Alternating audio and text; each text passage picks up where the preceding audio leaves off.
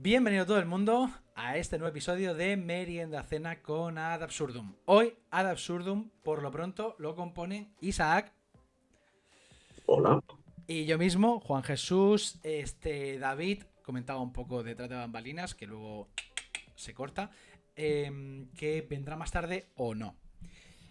Pero mientras tanto, antes de que entre Edgar, vamos a comentar lo que son los próximos días, que tenemos un par de cositas y ya empezamos. Hoy va a ser menos turra que el otro día. Isaac, este viernes y este viernes tenemos doble cosa. ¿Qué doble cosa es? ¿Te acuerdas? Este viernes tenemos turno de mañana y tarde. Y es uno de los sitios donde teníamos más ganas de ir y uno de los primeros sitios donde dijimos que íbamos a ir en nuestra extensa carrera divulgativa, que es a Granada por la mañana a la Universidad de Granada y por la tarde en la librería Picasso para hacer la presentación de nuestro último libro en Granada a las 7 de la tarde. Entonces, por la mañana académico, digamos, y por la tarde café con pastas Café con la con... gente. Y además nos consta que habrá muchos conocidos, no sabemos quién estará y quién no, pero casualmente antes, por ejemplo, Ignacio Martín Lerma me ha dicho que va a estar por la mañana también, por allí, y algunos otros habrá por allí.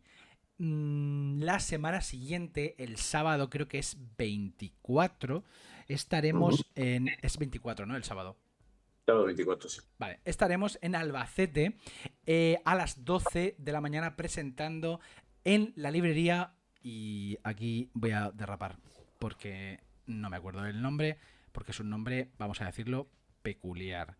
La librería se llama Manolo no sabe que es un gato. Se llama así. Entonces, en la librería Manolo no sabe que es un gato, a las 12 el sábado 24 nos presenta Doña Carmen Guillén, profesora de la universidad, especializada en historia de la medicina y divulgadora que aparece en el condensador de flujo y allá donde la llamen. Bueno, ese es un poco nuestros siguientes pasos. A partir de ahí no tenemos ningún evento programado oficialmente. Ya iremos diciendo algo en redes si surge. Así que... ¿Algo más, Isaac? Bueno, eventos los que nosotros queramos organizar. Lo que queramos realizando. Bueno, a ver, no lo digo así, diré un poco cara perro. Tenemos lanzada la movida de ir a la feria del libro, pero sinceramente a estas alturas no sabemos nada. Le he pasado el enlace ya a Edgar, así que en algún momento aparecerá. Pero eso, ahora mismo, pues, intención tenemos de ir a la Feria del Libro de Madrid, mmm, pero no sé si va a pasar. Tenemos una Así. oposición que hacer también. Eso no quería decirlo en público. Es broma, es broma. No, sí, tenemos una oposición y mucha oposición también tenemos. Una oposición. Sí, no, vamos a tener mucha movida de aquí a unos días. Y por aquí viene Edgar. A ver si se le ve perfectamente. ¿Nos oyes, Edgar? Sí os oigo, ¿me oís? Perfectamente. Perfecto. Vale, perfecto. Estaba justo cerrando la otra ventana porque os estaba escuchando, entonces, y un poco para saber cuándo entrar. Y me oís perfectamente, ¿no? Entonces yo os oigo muy bien, así que todo perfecto. Todo perfecto. ¿Cómo estás? Bien, con mucha curiosidad, nunca había entrado en Twitch, lo siento, en algunas cosas soy muy boomer o muy anticuado y tenía muchísimo miedo de hacerlo mal, así que me alegro muchísimo de que el tema técnico esté resuelto. De hecho, ayer os molesté un poco para decir a ver si lo tenía todo bien, porque no estaba nada seguro. No pasa nada. Esto al fin y al cabo es como un zoom aleatorio y ya está. O sea, no, Sí, sí, sí. no tiene nada, no tiene nada. Sí que hay una cosa, ya entrando directamente, aunque ahora hacemos un poco de repaso de tu persona y tal para que te conozca la gente que viene por aquí. Pero fíjate lo que te digo, si esto te gusta, la entrevista de hoy, ya te digo que te pediremos otra, a lo mejor dentro de un año, ¿eh? Ah, bueno. ¿Pero por qué? Porque es que mi problema con la entrevista de hoy es que no podía abarcar un solo tema, sino que me iba y me iba y me iba y al final lo he centrado en uno y he dejado otro fuera. Ajá. Bueno, vamos a ver por dónde tiramos. A vuestra disposición. Perfecto, perfecto. Lo que sí te digo, aquí siempre, o sea, la gente no lo sabe, pero muchas veces aquí la gente entra y prácticamente casi nunca hemos hablado. Ujú. Entonces, aquí que sepas que Una pregunta, oye, eso no quiero responderlo. No pasa nada. O siguiente, lo que sea, sin problema. Tú con Vale, tranquilidad y aquí, pues, buen rollo. perfecto. Pero vienes a hablar de tu movida. Entonces, Edgar, ¿quién es Edgar? Bueno, primera cosa, si pronuncio mal, ¿es Straele tal cual o es...? En alemán es Strele, pero no te preocupes. Es decir, si me dicen Strele o Straele, me giro. Entonces, Suponía. entiendo que a veces hay gente que se flipa, intenta pronunciarlo a la americana o no sé qué, y entonces ya sí que no me reconozco.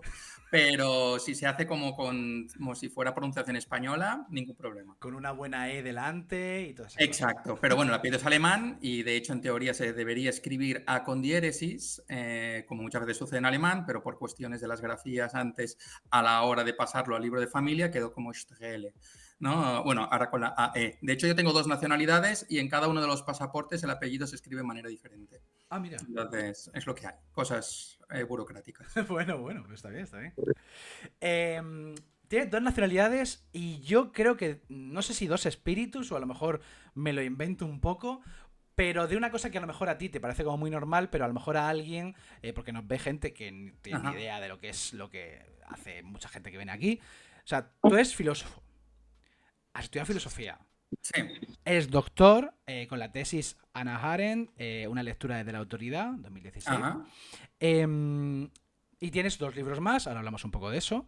sí, Pero te has dedicado principalmente a lo que sería, creo, filosofía de la historia, ¿no? sí. Entonces, la primera pregunta que te lanzo es, o sea, ¿en qué momento, sobre todo porque a una persona a lo mejor que normalmente pues, se dedica a otra cosa, enfermería, informática, lo que sea, de repente es como, pero un filósofo que narices haces con la historia, porque no es como, no se dedican a cosas más abstractas. ¿Qué es Sí. eso de la filosofía de la historia? ¿Por qué te dedicas a eso? Vale, es que todo lo que has dicho es cierto, pero hay algo más. Yo primero empecé a estudiar historia, yo también soy licenciado en historia. Vale. Entonces, cuando estaba haciendo segundo de historia, por determinados temas personales, me apunté también a filosofía, ¿no? Y entonces tengo las dos licenciaturas. Y de hecho, ahora mismo también trabajo en el Museo de Historia de Barcelona gracias a esta titulación. Entonces, a nivel práctico, trabajo en el mundo de la historia, pero también soy profesor de filosofía en la Universidad de Barcelona. La filosofía de la historia me venía precisamente a partir de esta doble alma que estabas comentando. Entonces, yo siempre era una persona que tenía una grandísima afición a la historia, de hecho, desde los 10 años leía historia, lo de la filosofía llegó más tarde, y entonces hubo un momento en que me decidí apuntar a filosofía y encontré precisamente que a partir de todo el caudal de conocimientos que tenía de historia, la mirada filosófica me daba, digamos, una serie de ángulos sobre aquello que había leído que me parecían más interesantes. Y como suele suceder, eso en filosofía sucede mucho, porque mucha gente que entra en filosofía viene de otros lados, los que vienen de ciencia, entonces hacen filosofía de la ciencia. Entonces, eso permitía de alguna manera encontrar un mayor atractivo a todos esos autores, desde Hegel y muchos otros, que se dedicaban a pensar la historia. Y yo, de hecho, ahora mismo soy profesor de filosofía de la historia también en la Universidad de Barcelona e imparto filosofía de la historia. Y deliberadamente con esa doble mirada en la medida en que puedo representarla. Es decir, hablo de filósofos hablando de la historia, pero también lo que normalmente se suele olvidar en esas asignaturas, porque son de filosofía, a los historiadores hablando de la historia.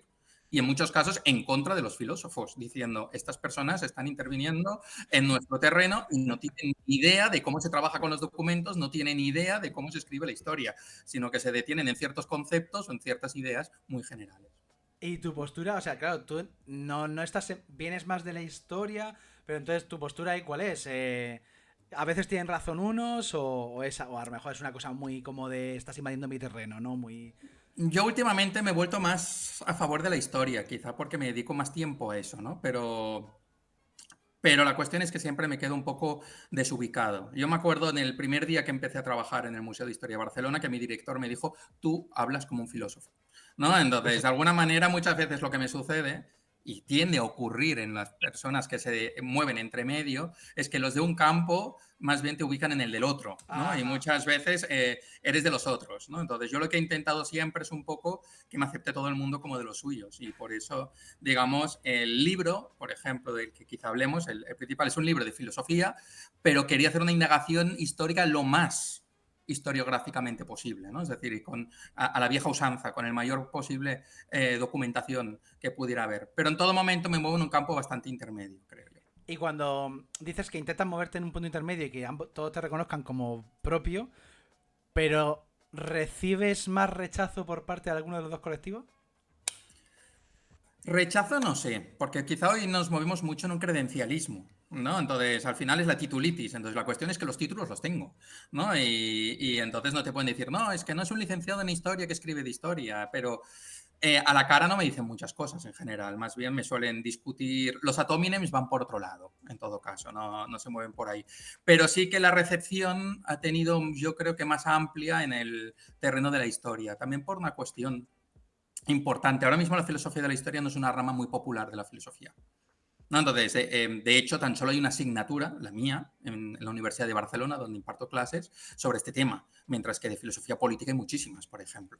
¿No? Entonces, al final lo que sucede es que la filosofía de la historia no es una rama de las más populares de la filosofía y eso hace que en muchos casos no sea atendida por lo que sería la filosofía más mainstream. Pero igualmente filosofía de la historia, de la política, haces. Sí, desde la historia. Vale. Ahí nos metemos en otros berenjenales, es decir, dentro de la tradición de la filosofía política hay una que es más analítica, con John Rawls y otros, donde la historia es absolutamente invisible, y en otros casos sí que hay una tradición más continental, como Foucault, Arendt y otros, que sí que hay más diálogo con la historia. Ahí podría tener más recepción, Vale, ¿no? vale, Es vale. decir, pero eso ya nos obligaría a indagar en otras cuestiones ya más peliagudas. Los dos libros que creo que has publicado dos, el de Claude Lefort, La inquietud de la política, y Los pasados de la revolución, los múltiples caminos de la memoria revolucionaria, que es el último, el año pasado, con Ajá. Akal. Son esos dos, ¿no? Sí, bueno, tengo una primera versión de este libro que se llama Memoria Revolución, que solo ocupó un tercio de este libro, entonces me contactaron para decirme el libro está muy bien, pero convendría ampliarlo y lo tripliqué prácticamente. Y luego tengo una pequeña recopilación de textos en un libro en catalán sobre Hannah Arendt. Ah, vale, vale, vale, vale. Sí, porque lo que detecto es que has tocado mucho a Aren, evidentemente, Sí. pero a lo mejor por ahí, por la parte filosófica, hay una especie de... no sé si es reclamación por parte de algunas personas en el mundo. Hablo de un poco mundo, redes, divulgación, etcétera, que es la necesidad de conocer los conceptos que se están utilizando, Ajá. que se aplica mucho a veces a la carencia que puede haber en la divulgación, de no conocer los conceptos, etcétera. En tu caso es lo contrario, es decir, creo que eso vendría mucho, sobre todo, no quiero decir que los historiadores no lo hagan, pero creo que vendría un poco por la parte muy filosófica, que te vas mucho a los conceptos. Por supuesto, el de revolución, pero tocas mucho conceptos, que es el concepto de autoridad, el concepto en Ujú. Aren o en quien sea. Y mucho la formación de mitos y de memoria. Ujú. Has tocado Aren, has tocado la leyenda negra en varios, esta española, Ujú. en varios artículos. El western, Sí, en varios artículos. Hoy vamos a ir un poco por ahí. ¿Vale? perfecto. Hoy vamos a ir un poco en esa dirección. No quiero decir, por eso te decía, el libro no quiero ignorarlo, me parece un librazo increíble, pero es que no puedo evitar entrar en un mundo que es el mundo de divulgación, cómo se trata la historia, etcétera. Por supuesto. Eh, ¿Crees que hay realmente un problema, no solo en la divulgación, sino en la historia de necesidad de conocer mejor los conceptos? Yo creo que los conceptos realmente son muy importantes y sobre todo intentar evitar verlos como de una manera, por así decirlo, mágica. Es decir, como conceptos que aunque utilizados a periodos históricos son utilizados de manera transhistórica, como si tan solo tuvieran un único significado, como si hubieran aparecido desde el principio y tan solo tuvieran un uso posible y digamos como si de alguna manera no estuvieran contaminados de muchos otros elementos, obviamente los políticos y muchos otros. Por eso lo que me interesaba mucho no tan solo era la cuestión de la historia, sino de la memoria, la productividad de esos conceptos, de cómo continuamente, digamos, hay una pragmática de los conceptos, se usan en determinados contextos, pero también hay una semántica donde continuamente van cambiando de significado, ¿no? Y el problema es cuando se usan, en muchos casos, uno de los problemas en el uso público de la historia, en redes me refiero, es la utilización de los conceptos como meros clichés que mágicamente parecen corroborar una tesis sin ningún problema, ¿no? Digamos, y sin contraejemplos, ¿no? Y lo que intentaba mostrar siempre es precisamente que los conceptos son terriblemente complejos, ¿no? Y además tienen toda una historia detrás en qué momento aparecen, son necesarios, sin duda, pero al mismo tiempo, digamos, con grandes precauciones, ¿no? Y cómo corren el riesgo, por todos lados, con todas las ideologías, de convertirse en clichés. Desde la leyenda negra hasta la revolución, se han convertido en clichés. ¿no? Digamos, y precisamente el éxito de un concepto es un gran peligro, pero al final, digamos, se banaliza a menudo, ¿no? Y al final se convierte, digamos, en un cajón desastre que es utilizado por cualquier lado, precisamente por una cuestión que para mí es central, que a menudo el significante es más importante que el significado. Quiero decir, que a menudo la palabra, la propia palabra es más importante que lo que significa, porque al final cada uno se apropiará de esa palabra para utilizarlo con un significado distinto. ¿No? Y eso a nivel político es muy obvio con la palabra democracia. Incluso el franquismo se define como democracia orgánica. La cuestión es utilizar, alinearse públicamente con la palabra, ¿no? Y, digamos, y ponerla del propio lado. Luego ya la redefiniremos, ya, digamos, la resignificaremos, ¿no? Y lo que me interesaba mucho era entender toda esta cuestión. La palabra que, de alguna manera, entiendo que sobre todo desde el punto de vista de propaganda, de comunicación, es como la palabra democracia, es una palabra atractiva, la necesito en mi discurso, ya veré cómo lo manejo, pero tengo que manejarla, ¿no? Es un poco eso lo que dices. Aunque luego el significado que le dé sea otro. O lo contrario, es decir, también hay conceptos utilizados siempre negativamente, ¿no? Entonces, totalitario, por ejemplo, es una palabra que aparece en determinado momento, que se utiliza retroactivamente para contra todos aquellos episodios históricos que son, digamos, rivales, enemigos, ¿no? Entonces, y al final, ¿qué significa totalitario? Ideológicamente no significa nada, ¿no? A partir de un determinado momento hay totalitarios de derechas, de izquierdas, simplemente al final son palabras utilizadas de muchas maneras, ¿no? Y eso es precisamente lo que me interesa destacar, ¿no? Digamos, la complejidad que hay detrás de los conceptos cuando en su uso práctico lo que hay es una simplificación radical, que es lo que los hace funcionar, es decir, en redes, es lo que los viraliza, ¿no? A lo mejor esta pregunta, si tú me dices que una pregunta es tonta, me lo dices, ¿eh? Porque, o sea, No. porque estamos entrando en un terreno que yo tampoco me manejo del todo. Pero hay una duda que siempre he tenido, que me gustaría lanzar a una persona que sepa de esto, que ¿es útil la palabra totalitario? ¿De verdad es útil hoy en día? La palabra totalitario es una palabra... a mí eso me deja muchísimas dudas. Es decir, y recuerdo, por ejemplo, un texto de Ian Kershaw en que él defendía precisamente que la palabra totalitario quizá ya por culpa de toda la inflación semántica que había habido, pues quizá ya no servía para nada, ¿no? Es decir, al final es una palabra que se utilizaba más como insulto que como otra cosa. A nivel histórico, aquí deberían aparecer precisamente los historiadores expertos en el Tercer Reich, en el fascismo italiano, para poderlo definir, porque es un concepto realmente que tiene una historia muy curiosa. Es decir, primero con Améndola lo utiliza como un insulto en el año 22 o 24, digamos, contra el fascismo de Mussolini, pero Mussolini se apropia de la palabra.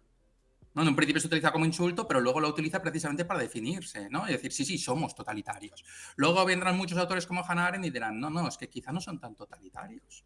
Es decir, el verdadero, a partir de que vienen movimientos como el nazi, con un Estado que tiene la capacidad de ser mucho más criminal, mucho más destructor, mucho más intervencionista en las vidas, dicen, Hannah Arendt llega a decir, no, no, el verdadero totalitarismo es el de Hitler y el de Stalin, punto y pelota.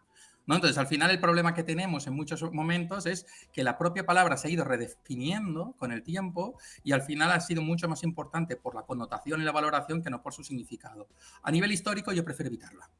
Es decir, yo no tengo problema si la veo para definir en determinados regímenes, pero el uso político actual de la palabra me parece absolutamente contraproducente y bueno, absurdo, ¿no? En ese sentido, porque al final, simplemente por atentar contra las libertades, contra la tolerancia, se le llama totalitario cuando eso ha existido siempre.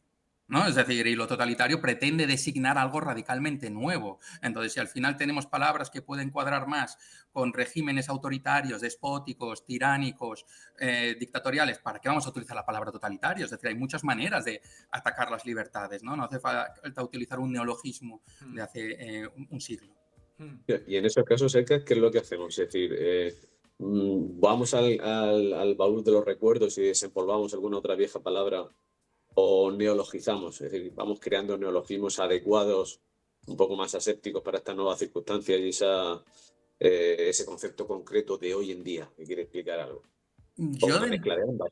Yo de entrada no estoy en contra de los neologismos, siempre que realmente designen algo novedoso, ¿no? Lo que me molesta más es, digamos, la reutilización de conceptos, sobre todo por mero oportunismo político, ¿no? Entonces, yo entiendo perfectamente que hay una historia de los conceptos y hay una historia que continuamente tiene novedades y a veces lo que necesitamos son nuevas palabras y muchas de estas son muy útiles. Entonces, yo, como norma general, nunca daría ninguna. ¿No? Es decir, yo lo siento, en ese sentido soy muy rancio, pero prefiero ir caso por caso, ¿no? Es decir, no defiendo una pauta general.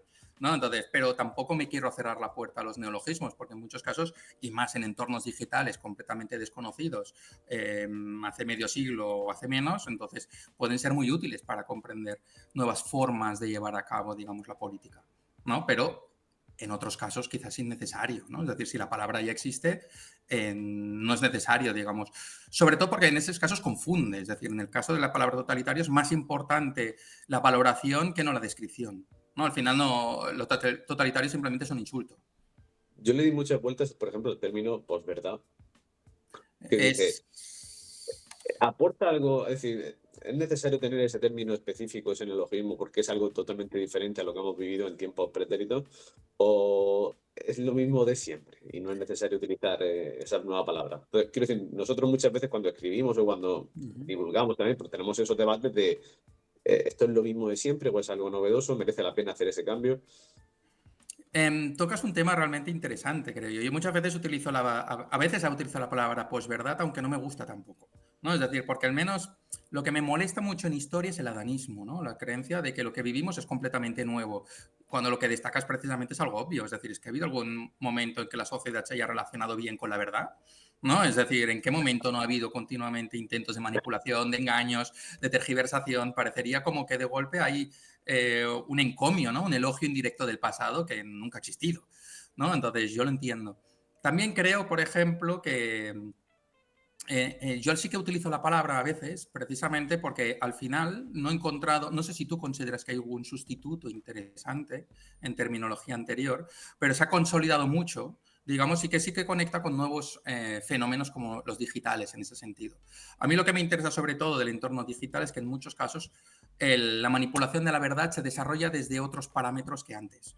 Es decir, hoy en día sobre todo nos movemos en redes donde son los propios sin intermediarios, con las crisis de las mediaciones, que sí que yo creo que es una novedad, pero porque es una novedad tecnológica, ¿no? Es decir, antes eso naturalmente que había existido, ¿no? Y hay muchos estudios ya desde la Revolución Francesa con Robert Darnton y otros de cómo los rumores tienen un papel histórico brutal y en muchos casos falseando completamente los hechos, ¿no? Pero digamos, donde habría una posverdad en este caso del siglo XVIII. Pero también es cierto que hoy en día nos la encontramos de una manera completa delante de nosotros, ¿no? Es decir, donde estamos conectados pues a WhatsApps, a Twitters, a diferentes redes, donde al final ni siquiera sabemos quiénes son esas personas que están difundiendo esos mensajes que se están viralizando, ¿no? Entonces, donde al final creo que lo que sí que se da es un entorno en el que nos encontramos con que, pese a que podamos tener el acceso a la información, continuamente estamos contaminados por la desinformación. No lo sé hasta qué punto todo eso merecería una palabra nueva o no, y aquí hay debates legítimos, ¿no? Es decir, y aquí cada uno tendría su respuesta, pero yo, aunque no me acabe de gustar la palabra muchas veces, sí que la he utilizado y por eso defiendo al menos su cierta pertinencia, sobre todo si no encuentro un sustituto mejor. No sé si tú lo tienes y entonces dejaré de usarla. O sea, Lo digo. entiendo entonces que aquí la tecnología sí que es algo determinante y esto me lleva a un acontecimiento muy reciente, o un proceso muy reciente, que al mismo tiempo conecta con una revolución. Y es que cuando ayer o antes de ayer vi el vídeo, pensé automáticamente en ti y dije, esto se lo voy a lanzar, pero aunque no tengo muy claro si tienes si estás ubicado al respecto de alguna manera. León 14. León 14 llega y dice, me llamo así por León 13. Y no porque yo lo admire, etc. No, concretamente por el Rerum Novarum, concretamente por la reacción a la revolución industrial, el liberalismo, el marxismo, etc. Como una respuesta a el mundo está cambiando, hay una revolución muy tecnológica en aquella también, aunque afectaba a todo. Y ahora estamos en otra. Estamos en otra que implica la IA, implica tal, el señor es matemático, o sea que más o menos entiendo que sabrá de lo que habla. Esto es un poco de opinión, pero ¿qué opinas un poco al respecto de esto? Estamos en un momento, o sea, un poco por lo que decías, de verdad estamos en un momento tecnológico que sí que cambia las cosas y hace falta una reacción, y esto, de alguna manera, ¿tiene sentido lo que dice León 14? Aquí también tocamos otro tema que yo creo que es complicado. Es decir, de hecho, el propio advenimiento del fascismo, del nazismo, se justificó desde revoluciones tecnológicas, el papel de la radio, ¿no? Digamos, el receptor del pueblo, justamente difundido, digamos, mercantilizado por el propio nazismo para que llegaran los discursos a todas las casas, ¿no? Es decir, Sí, yo creo que una revolución tecnológica. Otra cosa es que también ha habido otras en el pasado, ¿no? Es decir, pensemos también Lutero, que se destaca la revolución de la imprenta y lo que permite precisamente que las 95 tesis se difundan por todos lados es justamente la capacidad que hay en esos momentos de poder imprimir esas octavillas y que se irán reproduciendo por todos lados o estampas, digamos, que transmiten de manera simplificada esa idea. Sí, es decir, yo creo que posiblemente hay una revolución, pero quizá tampoco hay que magnificarla. No es la primera, no es la segunda, ¿no? Es decir, hay otras.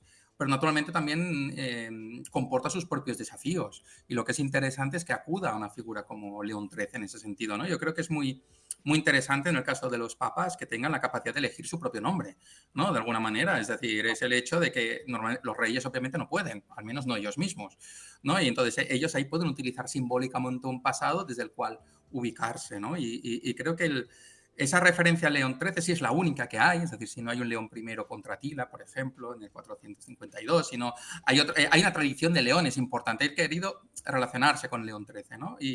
Y creo que es interesante también por ese aspecto dúplice, ¿no? Quizá que tiene León XIII, es decir, ese aspecto dúplice que para algunos ha sido un papa, digamos, dentro de los libros católicos, un papa mejor o más abierto que Pío IX, ¿no? Digamos, y con una vocación de un catolicismo más social, pero al mismo tiempo como una figura que al mismo tiempo que también se ha desmarcado del liberalismo, que se ha desmarcado, digamos, de otras épocas, hay de otras corrientes de la época, ¿no? Y que de alguna manera se movía en ambigüedad. Yo en muchos libros he visto elogios, pero también muchas críticas a León XIII por parte de historiadores, ¿no? Y creo que eso es algo que quizá eso le sirve también para jugar con ello, ¿no? Hay un detalle muy importante en la elección de León XIV. El poco tiempo que ha necesitado para salir. Quizás un mensaje de conciliación a partir de las dos ramas que pueda haber dentro de la Iglesia Católica. No soy experto en el tema, es decir, por favor, sigo una tontería que no se me tenga en cuenta, pero lo que sí que me interesa es toda la dimensión simbólica de la elección de los nombres, ¿no? Y creo que es algo que no nos encontramos nunca, excepto con la elección de los papas. ¿Qué nombre escogerá? ¿No? Digamos, y qué mensaje enviará con todo eso, ¿no? Es decir, y creo que eso es muy interesante con cómo dialoga con eso. Y luego volver a pensar en algo, hasta qué punto esa elección nos creemos realmente la explicación que él da. O si de aquí a unos meses y de aquí a unos años ofrecerán nuevas explicaciones sobre eso. Porque eso puede pasar y porque eso ha pasado en otros tiempos, ¿no? Digamos, donde de golpe las palabras significaban otras cosas, digamos, y donde los propios protagonistas históricos iban cambiando el sentido que daban a sus acciones, a sus gestos, a sus elecciones terminológicas. Sí, sí, sí, eso es bastante habitual. Incluso es lo que decimos, que a lo mejor un término cambia de significado porque ha pasado X siglos, pero en la propia vida de una persona, incluso la persona se puede llegar a creer su nueva versión. O sea que, Totalmente. sí, sí. Yo voy a lanzarte un término que no sé si has acuñado tú, que es el de populismo historiográfico, Ajá. que tú sí que utilizas en algunos artículos y que Uh-huh. además señalas en direcciones muy concretas y que creo que es muy interesante. Quiero ir un poco por aquí, primero un poco lanzarte el qué opinas o sea, primero en general, ¿qué opinas de la divulgación histórica de este país? Es decir, si ¿qué opinas de los últimos años en la divulgación? No sé si tienes opinión así tan general. Buf. Para empezar, convendría saber qué significa divulgación en ese sentido, ¿no? Porque precisamente yo creo que hay muchas personas que se hacen pasar por divulgadores que lo que no hacen es lo que yo considero que sería una divulgación rigurosa. Para mí toda divulgación siempre tiene que ser rigurosa. Y toda divulgación se tiene que hacer dentro de unos parámetros propios de la historia, ¿no? Entonces, y que por lo tanto lo que debe permitir es que en la medida de lo posible quien la hace conozca, esté al día de los últimos debates, de las últimas corrientes historiográficas y que eso no sirva simplemente para dar un trasfondo histórico a ideas políticas, ¿no? Entonces, en ese sentido, lo que podríamos considerar como la mala divulgación histórica, como en muchos otros países de Europa y de fuera de Europa, tiene muy buena salud. Es decir, los libros más vendidos suelen ser precisamente los que cultivan lo que tú has llamado, digamos, ese concepto que yo, digamos, que acuñé, digamos, de populismo historiográfico, tienen muy buena salud porque han tenido siempre unos grandes réditos políticos. Luego se hace mucha otra divulgación. No sé si es el momento de lanzaros precisamente algunos elogios y alabanzas, pero vosotros hacéis una buena divulgación, creo yo, ¿no? Y una divulgación que precisamente lo que intenta es mostrar la complejidad de la historia, ¿no? En su momento me leí lo de la historia absurda del mundo, por ejemplo, y comenté cosas en redes y, digamos, y hay muchas otras personas también que están haciendo una buena divulgación, ¿no? Y que, sobre todo, lo que yo creo que se tiene que intentar mostrar es entender la historia desde sus problemas epistémicos, desde la incapacidad que tenemos de simplificar ese pasado para que simplemente obedezcan las posiciones políticas de cada uno, ¿no? Entonces, y yo creo que se están haciendo muchos esfuerzos en los últimos años y yo creo que ha mejorado bastante en los últimos años. Es decir, y en ese sentido yo estoy esperanzado. Al menos en el formato libro, que es el que yo leo. Es decir, yo desconozco completamente el mundo digital, es decir, no, a veces entro en YouTube y escucho vídeos de diferentes canales, pero no, se me escapa muchísimo todo lo que se mueve en el mundo digital y no sé si vosotros lo controláis o no, porque quizá, digamos, haya proliferado por tantos lados que incluso no lo conozcáis del todo, no lo sé. Hic sunt dracones. Sí. Es terrible, sobre todo el mundo podcast. Yo cuando alguien me pregunta por podcast de historia, la reacción inicial es no. O sea, vete a los de crímenes, que son mejores, tienen su ideología y sus cosas, pero por lo menos no controlo tanto en eso y me resulta más fácil recomendarlo. El mundo podcast es peligroso, en el mundo de historia hay cosas buenas, y además están abriéndose nuevos caminos y nuevos proyectos, pero a mí sí me da la sensación de que hay una abrumadora superioridad numérica y sobre todo en popularidad de estos populismos historiográficos. Voy a leer una frase o dos de un artículo que tienes que se llama Reflexiones sobre el populismo historiográfico en España, que creo que es interesante un poco también del tiempo que vivimos. Dices, una paradoja es que el auge actual del populismo historiográfico ocurre en una época en que, con sus limitaciones y la pluralidad inherente a la disciplina, la calidad de la investigación histórica en España y en el extranjero es muy elevada. Es decir, cuando tantos libros valiosos de historia hay para conocer, problematizar y matizar desde diversos ángulos, lo que ha sido en el pasado es también cuando abundan bestsellers que acuden a perspectivas más simplistas y sesgadas. La frase sigue, la reflexión sigue, pero yo te lanzo, es de verdad, aunque luego creo que dices que en realidad no es tan paradójico, en un momento de tanta confusión, caos, tantísima información, borrachera de información, digo yo a veces, creo que también lo usa Byung-Chul Han, al que haremos alusión en un rato. ¿Es de verdad tan paradójico o es algo que gana puntos porque ofrece un ancla, ofrece un terreno sólido en el que aposentarse? Sí, lo que me interesaba es que obviamente la paradoja es aparente, luego lo que me interesaba era precisamente analizarla. Y en realidad es muy obvio, es decir, en cierto sentido. Ya en el siglo XVIII Hume destacaba en todo momento que la razón era esclava de las pasiones, ¿no? Digamos, y creo que ahí hay un elemento muy importante, ¿no? Hay una razón a menudo que todos tenemos, pero podríamos preguntarnos hasta qué punto es capaz de desatarse, ¿no? De emanciparse de las propias pasiones, sentimientos, afinidades que estamos teniendo, ¿no? Y donde muchas veces lo que queremos escuchar, en el caso de podcast y todo esto, es aquello que nos regala el oído, ¿no? Y eso lo hacemos todos en otros ámbitos y es perfectamente comprensible, ¿no? Entonces, por eso, en ese sentido, no hay que ser ingenuos. Y más en unos momentos en que sí, la calidad de la historiografía académica es muy alta en muchos aspectos, pero la propia universidad tiene un montón de problemas internos que también destacaba precisamente en ese artículo, ¿no? Es decir, al final son textos como papers, artículos científicos que con suerte tienen 10 descargas al mes, con mucha suerte, y donde en realidad además hay unas barreras de entrada muy importantes y donde muchos de los textos además son, ¿cómo decirlo? Es decir, son meramente burocráticos también. Porque lo que ofrecen son puntos para conseguir, digamos, un currículum y donde a veces al final lo que son textos llenos de referencias donde las aportaciones de conocimiento son bastante reducidas, ¿no? Entonces, yo entiendo que en muchos casos las lecturas propias del mundo, que deberían provenir del mundo académico, digamos, no interesan, ¿no? Y eso también facilita que aparezcan muchos otros divulgadores que, sin ser historiadores ni querer hacer una historiografía en el mismo sentido, ocupen ese espacio. Es decir, hay una culpa muy clara, digamos, por parte del mundo académico, precisamente por no premiar, por no puntuar o por precarizar los propios investigadores, ¿no? Digamos. Y esto también nos llevaría a largos debates.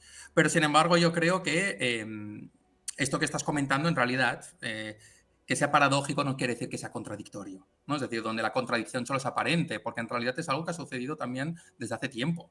Es decir, que los bestsellers que más venden no son precisamente los más rigurosos a nivel histórico, no es algo propio de esta década, ni de la anterior, ni de la anterior, sino que nos lo encontramos, digamos, desde hace muchísimo tiempo, ya en el siglo XIX.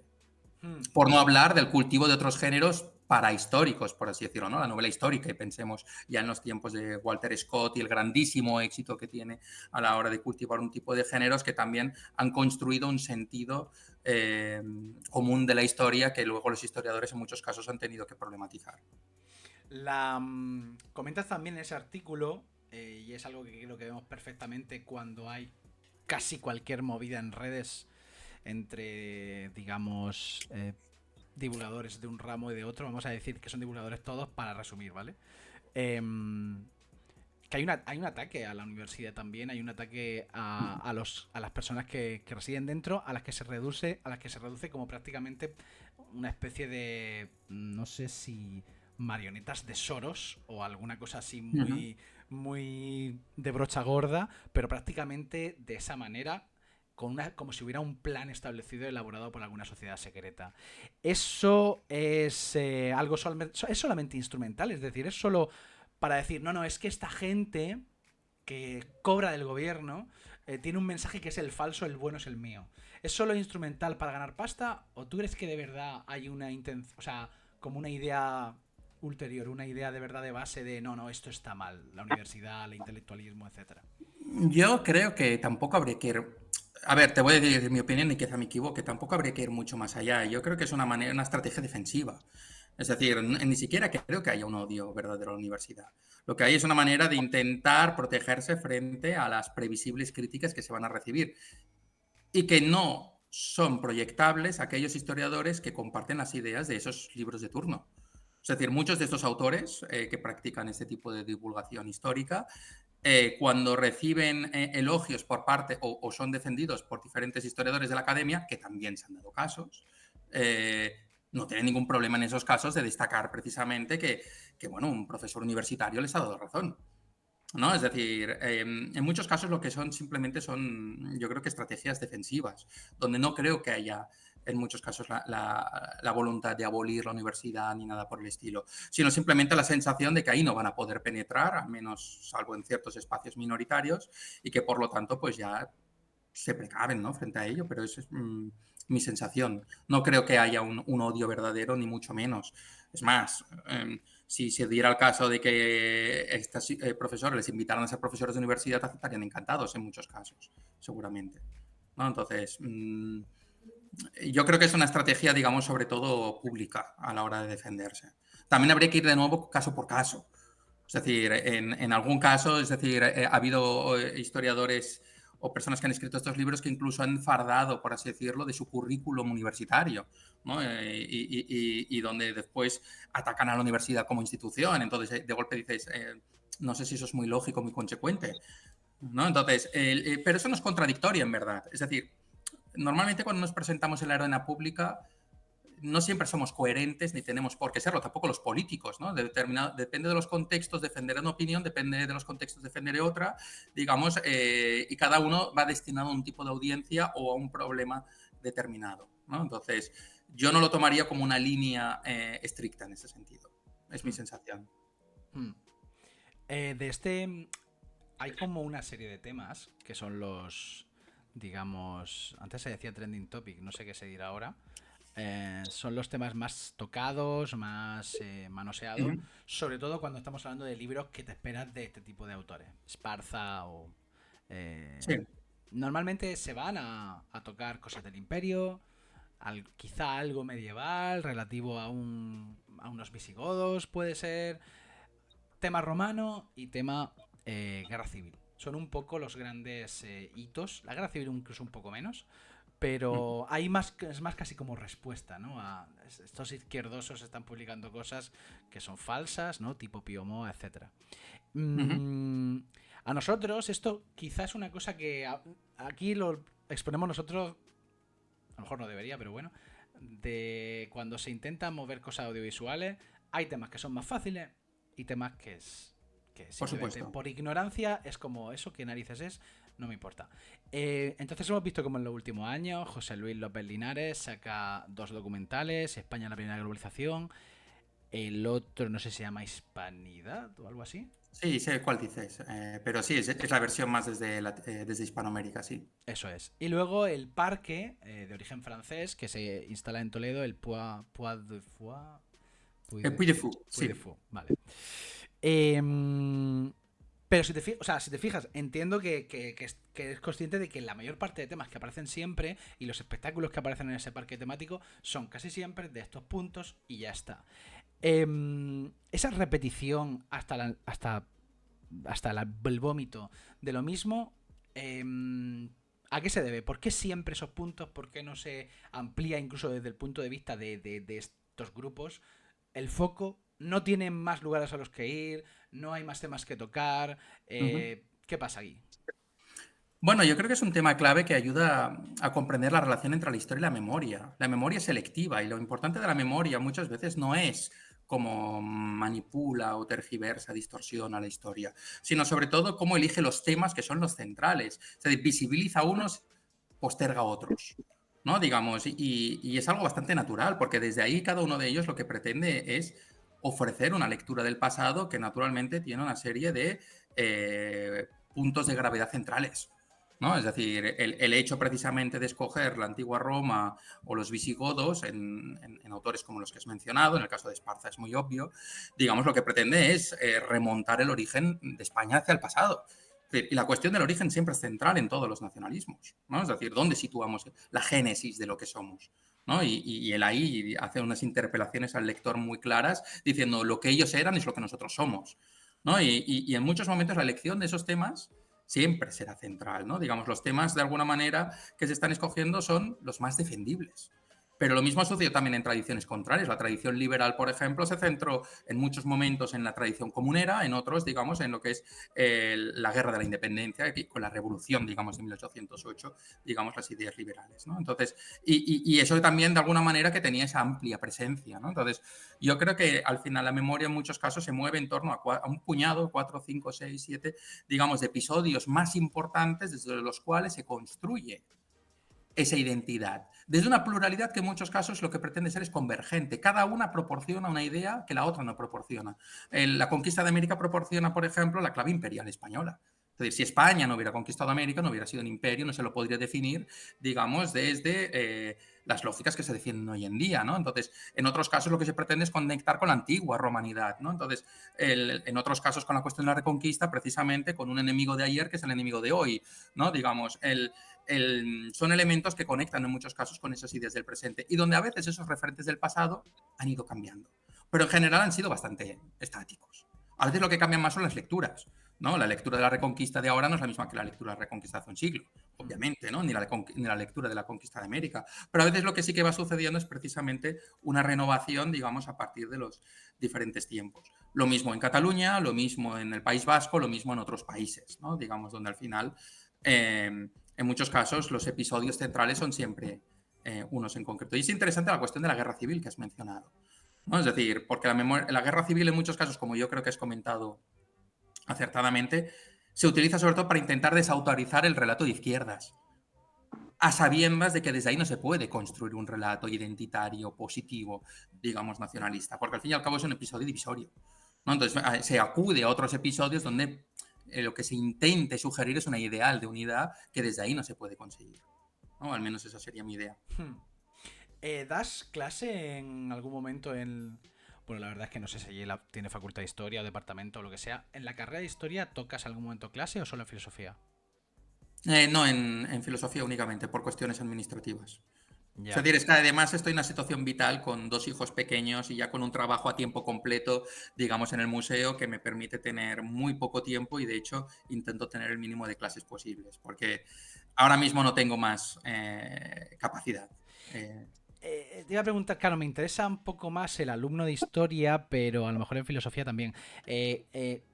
La gente joven que te llega, ¿cómo la ves frente a estos elementos? Entiendo que en filosofía sí que están más habituados, quizás ya los conceptos, de montar las ideas, etcétera, pero hay como una cuando te pones a desentrañar estos conceptos, a veces hay un cierto recelo. Ya viene a decirme que lo que siempre he dicho, que era la Reconquista, que es verdad que a lo mejor es algo que habituamos, o sea, a pensarlo más hacia la gente mayor, pero entre la gente joven, nosotros estamos en el instituto, también pasa. Porque están viendo los podcasts y están viendo el Twitter, etcétera, en el que se habla de todo esto. ¿En filosofía pasa esto? ¿O estáis a otra cosa? ¿O como...? Normalmente, las cuestiones históricas, el alumnado de filosofía no lee mucho historia. Entonces, y muchas veces las cuestiones que más les interesan son otras que conectan con el presente, es mi sensación, es decir, obviamente debería pasar encuestas, pero mi sensación es que cuando, por ejemplo, les hablo de Leyenda Negra, que tampoco les hablo mucho de Leyenda Negra, no saben muchas veces ni siquiera lo que es, ¿no? Entonces, o lo saben muy por encima.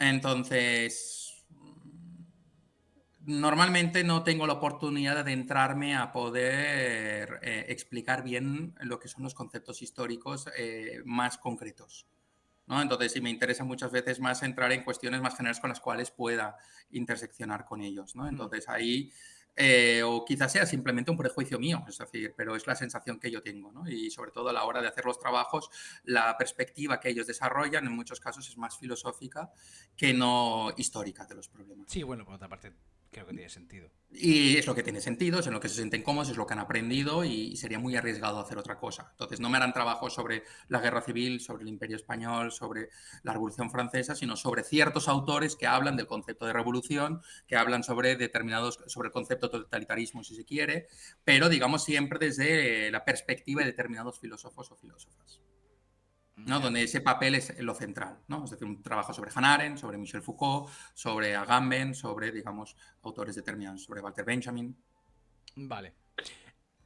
Antes, Edgar, has hablado de la dificultad de construir en base a un proceso que es, digamos, divisorio, que genera cierto, como en el caso de la Guerra Civil Española. Pero claro, tú has escrito el libro sobre la Revolución Francesa, y la Revolución Francesa también es un hecho profundamente divisorio de la sociedad francesa, y sin embargo, como que percibimos que ha construido la realidad social y política de la Francia contemporánea. ¿Por qué ha sido posible en ese caso, o qué ha tenido que pasar para que un acontecimiento como ese sí que haya servido para generar un consenso social, un status quo actual en esas cuestiones? Tocas un tema muy, muy interesante y que también merecería mucho tiempo. Es decir, la Revolución Francesa funciona a nivel de memoria, sobre todo como una especie de contramemoria durante el siglo XIX, ¿no? Hasta 1871, en las revoluciones que van apareciendo para desafiar precisamente a lo que será la Restauración, lo que vendrá después a la monarquía de Orleans, pese que la propia monarquía de Orleans se apoyara indirectamente en parte con la memoria de la Revolución Francesa, pero a lo largo del siglo XIX, digamos, y sobre todo con la instauración de la Tercera República, parece que hay un relativo consenso respecto a la memoria de la Revolución Francesa, con la excepción de los grupos más reaccionarios católicos, pero que van teniendo una menor importancia pública. Y eso se plasmará sobre todo, digamos, en el contexto del centenario, ¿no? De 1889, pocos años antes, se han instituido como himno oficial la marsellesa, la bandera será la tricolor, digamos, y el Día Nacional será la Bastilla. Todo esto cambiará con el tiempo. Es muy interesante, Hobson lo comenta, por ejemplo, Los ecos de la marsellesa, pero es la gran constatación que cuando se produce el bicentenario, un siglo más tarde, en 1989, la adhesión a la memoria de la Revolución Francesa es mucho menor que en el pasado. En todas las encuestas que se hacen en ese momento, digamos, Luis XVI es una figura que se está recuperando, sobre todo frente a Robespierre, ¿no? Digamos, y a muchos otros. Y hoy en día, es decir, sí que hay una profunda división. El mismo parque temático del Puy de Fou, que es un grandísimo éxito de público, lo demuestra, digamos, y un cultivo en muchos casos de una memoria contraria a la Revolución Francesa. Pero hay una cierta inercia institucional, creo yo, que viene de esa tercera república, donde la única alternativa fue el gobierno de Vichy, ¿no? Y donde Vichy precisamente fue contrario a la memoria de la Revolución Francesa, con sus matices también, no de una manera absoluta, digamos, que han hecho que no hayan encontrado, en su caso, una memoria alternativa mejor. No hay que olvidar una cosa, Francia es una república. Entonces, ¿qué memoria republicana puedes encontrar en Francia? En España nos movemos en una monarquía, entonces nos movemos y es muy importante tener en cuenta estos marcos políticos, ¿no? Entonces, Francia no puede tener una memoria no republicana que no pase por la Revolución Francesa de manera directa o indirecta. Y al final es una memoria que en muchos casos está maltrecha.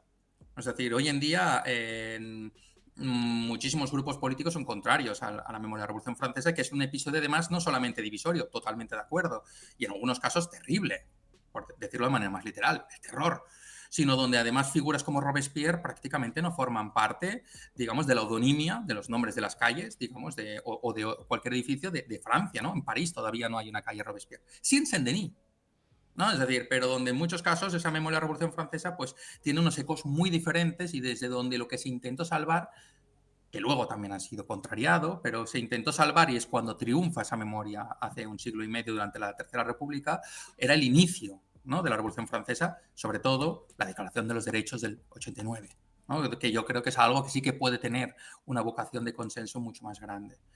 Pero sí, estoy de acuerdo, es decir, no deja de tener sus problemas y al final siempre cuando vamos a buscar una memoria pretendidamente unitaria, lo que se descubre en realidad es que toda unidad está resquebrajada por dentro, no deja de generar nuevas formas de conflictos, ¿no? Es decir, al final lo que les une, en muchos casos, de nuevo vuelvo al tema anterior, es el significante. Si vemos todas las cosas que se dicen en nombre de la leyenda negra, y eso lo quise analizar en varios artículos, lo que vemos son figuras, autores muy distintos a nivel político entre sí. Hay una versión liberal de la leyenda negra y una versión antiliberal de la leyenda negra. Y hay enfrentamientos internos muy grandes por parte de personas que consideran a sí mismos como adalides, ¿no?, de esta cuestión. Entonces, al final, una cosa es la pretensión transversal, la pretensión unitaria que pueda haber y otra cosa es la realidad, donde al final lo conflictivo siempre perdura, ¿no? Y siempre, digamos, siempre ha habido intentos por hacer eliminar el conflicto, pero la historia en ese sentido, creo yo, corregidme si me equivoco, es tozuda, ¿no? Al final los conflictos van aflorando. Otra cosa es que se puedan exhibir políticamente, ¿no?, y públicamente. El mismo franquismo es un ejemplo, ¿no? En nombre de la unidad había familias políticas muy distintas, por no hablar de animadversiones y enemistades personales. Entonces, y eso nos lo encontraremos siempre. No sé si te he respondido, pero... No, sí, más o menos, muy bien, muy bien. Sí, el caso, sobre todo además que me acabas de decir esto último y me ha venido la imagen reciente del otro día del rey Felipe VI en lo de la celebración de la liberación de Mauthausen. Pero era una imagen como muy simbólica y muy potente, porque Sí. era intentar encauzar un pasado, una memoria, como tú dices. Claro, había un montón de banderas republicanas, homenajes a básicamente republicanos y otros represaliados, principalmente de ese tinte, ahí en Mauthausen, y el rey como, bueno, pues heredero actual de la legitimidad política, encabezando esa Sí. restauración un poco de la memoria, del honor y tal.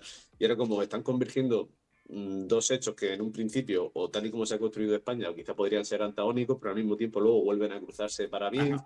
Es decir, pero que claro, que es hiper complejo, estamos hablando en como muchas dimensiones. Digo, no sé si el día de mañana, esto que tú comentas mucho, que trabaja especialmente, que es el tema de la memoria, más que la historia, la memoria, nos permitirá generar, pues eso, un nuevo relato, digamos, constructivo. Es decir, que nos presente un futuro en el que se pueda utilizar este tipo de imágenes o este tipo de fotografías tan potentes para hilar otra memoria o hilar otro relato posterior. Sí, no, son imágenes muy potentes y que sobre todo lo que evidencian yo creo que es la importancia de lo simbólico. Es decir, al final la bandera republicana tiene un potencial simbólico que de nuevo no nos tiene que hacer olvidar una cosa, que detrás de todas las reivindicaciones del republicanismo nos encontramos posiciones políticas muy distintas. Habla con la tradición anarquista lo que piensa de la república, ¿no? Digamos, y quizás estén, digamos, utilizando esa bandera contra el rey, o hablemos de la tradición comunista, es decir, a veces desde el lado del enemigo se cree que hay una unidad cuando en verdad por dentro lo que vemos es que hay una pluralidad terrible. Pero en un contexto determinado, eso tiene un valor, ¿no? Y en esa fotografía sucede. En clase, por ejemplo, el otro día me gustaba poner el valor que tiene la marsellesa como símbolo y les ponía Casablanca. No sé si recordáis la escena, digamos, del casino, ¿no? Donde los alemanes están cantando en un momento, sale un oficial nazi que pide a la orquesta que toque la canción nazi del Wacht am Rhein, ¿no?, de la Guardia en el Rin, y entonces lo que hacen todos los clientes del Casino Ritz es decir, bueno, tenemos que responder a eso.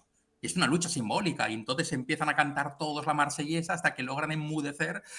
Bueno, primero los nazis responden cantando todos cada vez más alto, pero al final son más los clientes y todos cantan la marsellesa para enmudecer el nazismo. en esos momentos, desde una retórica antifascista, todos se unen. Simbólicamente parecen unidos. La realidad es que el antifascismo fue terriblemente plural también, ¿no? Y creo que es eso lo interesante, como en algunos momentos parecen limarse las asperezas a nivel público y todos portan unos mismos símbolos, porque en ese contexto lo que importa es unificarse, ¿no? Donde hay un enemigo común y donde naturalmente lo que da poder es la unidad de todos esos símbolos, donde todo el mundo sabe lo que significa ese símbolo. ¿No? Haber llevado, por ejemplo, contra el rey, pues banderas anarquistas no hubiera significado nada. Quizá, ¿no? Porque la bandera republicana es la que ataca al rey intrínsecamente, directamente, ¿no? Quizá es el único gran significado que tiene en buena medida, que los permite unir. En cambio, si vas poniendo banderas pues trotskistas, anarquistas, comunistas y tal, al final ya hay, bueno, un grupo abigarrado, ¿no? Y donde se pierde esa noción. No lo sé, es decir, es por intentar ofrecer una lectura de lo acaecido. Sí, sí, sí, sí. Yo creo que es lo que decía al principio, que iba a ser difícil conjugar las dos cosas que queríamos tocar, aunque hemos tocado muchísimas, Lo siento, me enrollo mucho, lo No, siento. no. Error. O sea, si lo hubiera querido hacer yo de otra manera, te hubiera lanzado dos preguntas del otro y hubiera pasado al libro. Pero es que queríamos precisamente tocar todo esto y conocer tanto tus estudios como, en algunos casos, pues tu opinión de cosas más que no has podido pararte a pensar, como yo sé lo de León 14. Pero que esto es lo que yo quería. Primero, entrar en contacto contigo más, un pelín más de lo habitual.